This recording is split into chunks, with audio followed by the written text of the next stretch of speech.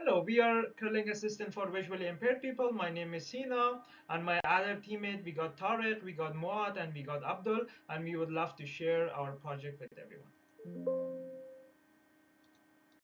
This project, Eyes Align, we try to tackle a unique problem that's faced by visually impaired athletes to participate in a precision sports like curling. That all of the players rely heavily on a visual coordination for alignment and communication. So this problem was identified by our sponsor, and this project caught our eyes, and we thought we could make a system that's cheaper, more reliable, more accurate, and easy to use to tackle this problem. Some important functional and performance requirement of our system was, first of all, it has to the eye safety. The eye safety, just the power that's going out of emitter has to be within some range. The other performance requirement was just that battery lifetime. Battery lifetime, our system should last between 6 to 8 hours of a gameplay. The other important performance and functional requirement was just the accuracy. The alignment accuracy has to be within plus and minus 5 centimeter, and also waterproofing, and it should pass an airdrop test of up to 2 meter. And with that being said, I'm just gonna pass the next slide to my friend Moat, as he's gonna talk about how the system work, our choice of hardware and software that we used. We have decided to split our project into three modules. The first one is the skips module, which consists of a Raspberry Pi 02W and a radio frequency module, an alignment confirmation LED, and a status LED, as well as infrared light emitters pulsed at 38 kHz. The second module is the throwers module, which consists of a Raspberry Pi 02W, status LED, infrared receiver module, and a radio frequency module. The third module is a sweepers module, which consists of a Raspberry Pi 02W, alignment confirmation LED, radio frequency module, status LED, and an infrared receiver module.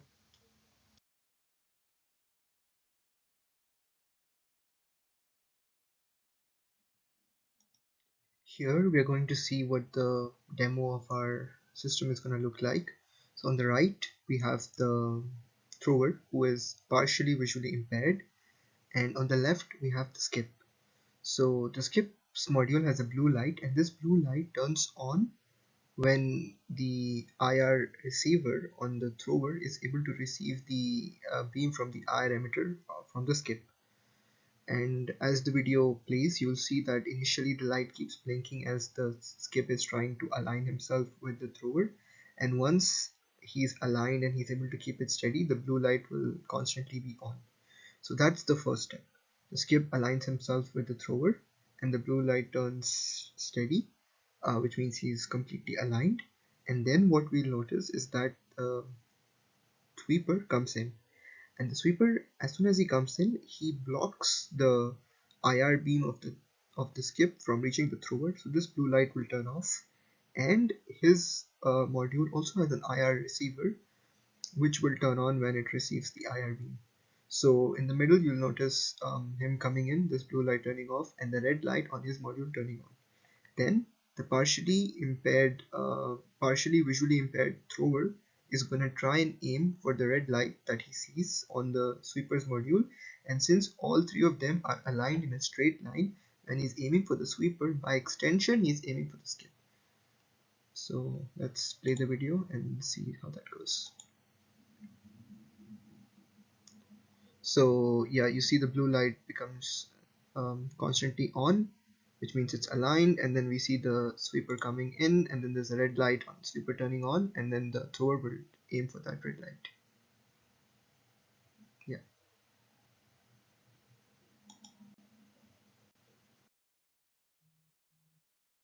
Next, let's talk about what worked in this project. We were able to achieve reliable alignment, which is the main aim, for up to 15 meters. The system overall is very intuitive and easy to use. It doesn't require any extensive user training. We just have to power on each of the modules and the overall system is good to go. The system has a long battery life. When we plug each of the modules into a typical power bank, which is about 5 to 6,000 milliamp hours of capacity, the overall system runs for about 6 to 8 hours. The system is very lightweight, with each of the modules weighing less than 100 grams. The system is able to operate over a wide range of temperature from -10 to +40 degrees. Next, let's talk about the overall cost of our current prototype. As you can see, the parts that we have used for the prototype are relatively simple, and there's very few of them.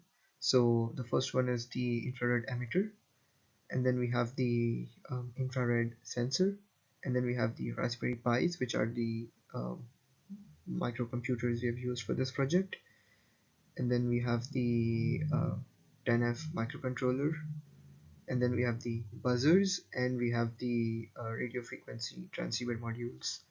The overall cost for the prototype turns out to be about $130, and as you can see, more than half of the cost comes from the Raspberry Pi 02W, and this is um, overkill for our project. We don't really need a lot of compute power. The decision that was made to go with Raspberry Pi 02W was mainly so that initially we have the flexibility of working with Wi-Fi, Bluetooth, and with a range of other sensors through all the GPIO pins that it offers.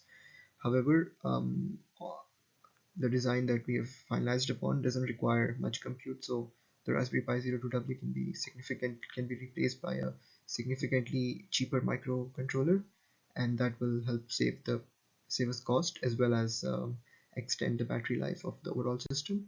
But currently, our cost of prototype stands at $130. Just like any project, there were things that did not go as we expected them to go.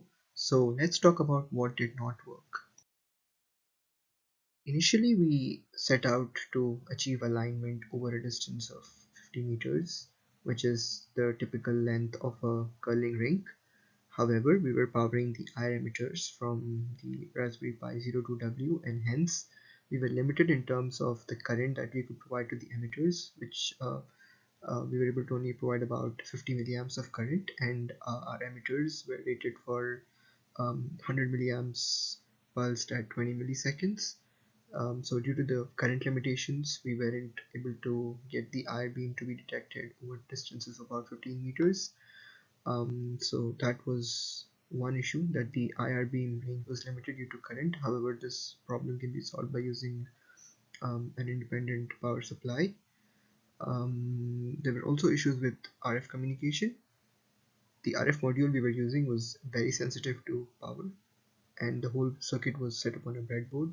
So as we were trying to move the modules, there were small noise and fluctuations in power. So at times the RF module did not communicate as we expected them to. Additionally, our code base was primarily in Python, and we were running multiple threads to monitor LED status, for communication, for powering the emitters, and so on.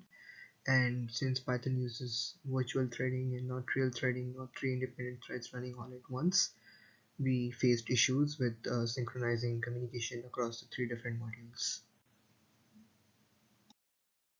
Let's talk about future improvements. Although most of the requirements have been met, the system can be improved by doing the following. First, we'd like to address the initial requirement of reaching 50-meter IR detection range. The main issue we encountered was insufficient current reaching the IR emitters, as they were powered directly from the Raspberry Pi. To solve this, we plan on using a 555 timer IC as shown on the screen, which allows for better control of the current going into the circuit. This will enable us to safely power high output IR emitters, which should let us comfortably reach the 50-meter goal. Next, we want to enable multiple teams to use the same system simultaneously without interference. Right now, our IR receivers are locked to 38 kHz frequency, so if two teams are on the ice using the same frequency, they could interfere with each other. Our solution is to design customizable IR receivers that can be tuned to different frequencies, ensuring smooth operation across multiple games. Next, in terms of energy efficiency, we realized that the Raspberry Pi is an overkill for our application. Our system doesn't require heavy processing, so we plan to switch to a tiny 10 microcontroller, which consumes around 1/10 the power. This could boost our battery life from 6 to 8 hours to potentially a couple of days on a single charge. Finally, to enhance durability, we want to improve the casing and mounting. Since the system is used in a dynamic sport like curling, it needs to withstand impact, drops, and rapid movements. A rugged, securely mounted enclosure will secure the modules stay safe and functional during intense games. That's it from Team Cavi. We hope you like our product Isoline. Let us know if you want to test it out. Thank you so much for listening and have a good one.